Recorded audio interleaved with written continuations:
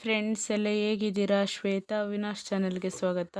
ಇವತ್ತು ಸೂಪರಾಗಿರೋ ರೆಸಿಪಿ ತೊಗೊಂಬಂದಿನಿ. ಮೀನು sambar Sunday special. ತುಂಬ ಟೇಸ್ಟಿಯಾಗಿ ತುಂಬಾ ಚೆನ್ನಾಗಿರುತ್ತೆ ಫ್ರೆಂಡ್ಸ್. ನೋಡ್ತಾ ಇದ್ದೀರಲ್ಲ ಎಷ್ಟು ಚೆನ್ನಾಗಿದೆ ಅಂತೇಳಿ. ಈ ಸಾಂಬಾರು ಹೇಗೆ ಮಾಡೋದು ನೋಡ್ಕೊಂಬರೋಣ ಬನ್ನಿ ಫ್ರೆಂಡ್ಸ್.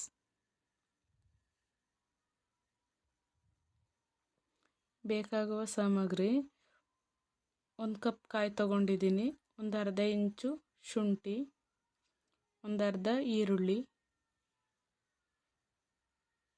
ಒಂದು 10 ಎಸಳು ಬೆಳ್ಳುಳ್ಳಿ ತೊಗೊಂಡಿದ್ದೀನಿ, ಒಂದು ಸ್ವಲ್ಪ ಕೊತ್ತಂಬರಿ ಸೊಪ್ಪು, ಒಂದು ಟೊಮೊಟೊ, ಒಂದು ನಿಂಬು ತೊಗೊಂಡಿದ್ದೀನಿ, ಧನಿಯಾ ಪುಡಿ 1.5 ಸ್ಪೂನು, ಅಡುಗೆ ಅರಿಶಿನ ಸ್ವಲ್ಪ, ಖಾಲಿ ಕೊತ್ತಂಬರಿ ಬೀಜನ ಒಣಗಿಸಿ ಅದಕ್ಕೆ ಕಾಳು ಮೆಣಸು ಹಾಕಿ ಜೀರಿಗೆ ಹಾಕಿ ಮಿಕ್ಸಿಲಿ ಹಾಕ್ಕೊಂಡು ಪೌಡ್ರ್ ಮಾಡಿ ಇಟ್ಕೊಂಡಿರೋದು.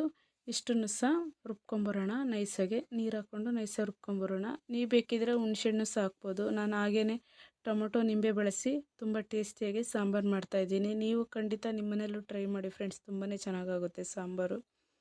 ಲಾಸ್ಟಲ್ಲಿ ಒಂದು ಪಾತ್ರೆ ಬಿಸಿಗಿಟ್ಕೊಂಡು ಒಗ್ಗರಣೆಗೆ ಎಷ್ಟು ಬೇಕು ಅಷ್ಟು ಹಾಕ್ಕೊಂಡು ಒಂದು ಅರ್ಧ ಈರುಳ್ಳಿ ಹಾಕ್ಕೊಂಡಿನಿ, ಫ್ರೈ ಆಗಿದೆ.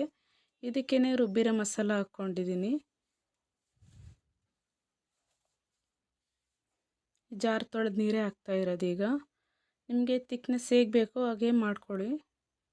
ನಾನು 1 kg ಮೀನಿನ ಸಾಂಬಾರಿಗೆಲ್ಲ ಜಾಸ್ತಿ ದಪ್ಪನೂ ಇಡ್ತಾ ಇಲ್ಲ, ಜಾಸ್ತಿ ತಿಳುವಾಗೂ ಇಡ್ತಾ ಇಲ್ಲ. ಒಂದು ಹದ ಮಾಡಿ ಇಡ್ತಾ ಇದ್ದೀನಿ ಸಾಂಬಾರು. ತುಂಬ ಟೇಸ್ಟಿಯಾಗಿ ತುಂಬಾ ಚೆನ್ನಾಗಿರುತ್ತೆ. ಈಗಲೇ ಒಂದು ಸಾರಿ ಉಪ್ಪು ಖಾರ ಒಂದು ಸಾರಿ ಚೆಕ್ ಮಾಡ್ಕೊಳ್ಳಿ. ಹುಳಿನೂ ಕಡಿಮೆ ಇತ್ತು ಅಂದರೆ ಸ್ವಲ್ಪ ಹುಣಸೆಹಣ್ಣು ಕಿವುಚ್ಬಿಟ್ಟು ಹಾಕ್ಕೊಳ್ಳಿ. ರುಚಿ ತಕ್ಕಷ್ಟು ಉಪ್ಪು ಹಾಕ್ತಾಯಿದ್ದೀನಿ. ಒಂದು ಸಾರಿ ನೀಟಾಗಿ ಮಿಕ್ಸ್ ಮಾಡ್ಕೋಬೇಕು.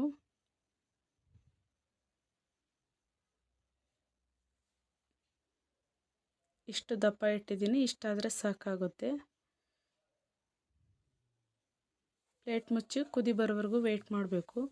ಅರ್ಧ kg ಬಂಗುಡೆ ಮೀನಿದೆ, ಅರ್ಧ kg ತಾರ್ಲೆ ಮೀನಿದೆ. ಎಷ್ಟು ಫ್ರೆಶ್ ಇದೆ ನೋಡಿದ್ರಲ್ಲ ಫ್ರೆಂಡ್ಸ್. ತಾರ್ಲೆ ಮೀನು ಅಂದರೆ ಇದು. ಸುಮಾರು ಜನ ತಾರ್ಲೆ ಮೀನು ಅಂದರೆ ಎಂಥದ್ದು ಅಂತ ಕೇಳ್ತಾರೆ.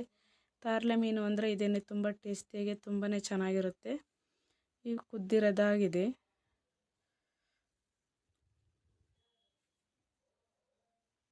ಇಷ್ಟು ದಪ್ಪಾಗಿದೆ ನೋಡಿರಿ. ಒಂದು 5 ನಿಮಿಷ ಕುದಿಬೇಕು ಸಾಂಬಾರು. ಎಷ್ಟು ಕುದಿಯುತ್ತೆ ಅಷ್ಟು ಸಾಂಬಾರು, ಮೀನು ಸಾಂಬಾರು ತುಂಬ ಟೇಸ್ಟಿಯಾಗಿ ಬರುತ್ತೆ.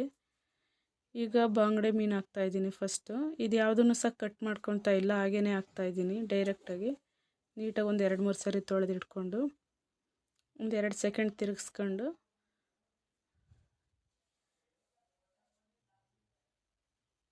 ಈಗ ತಾರ್ಲೆ ಮೀನು ಹಾಕ್ತಾಯಿದ್ದೀನಿ.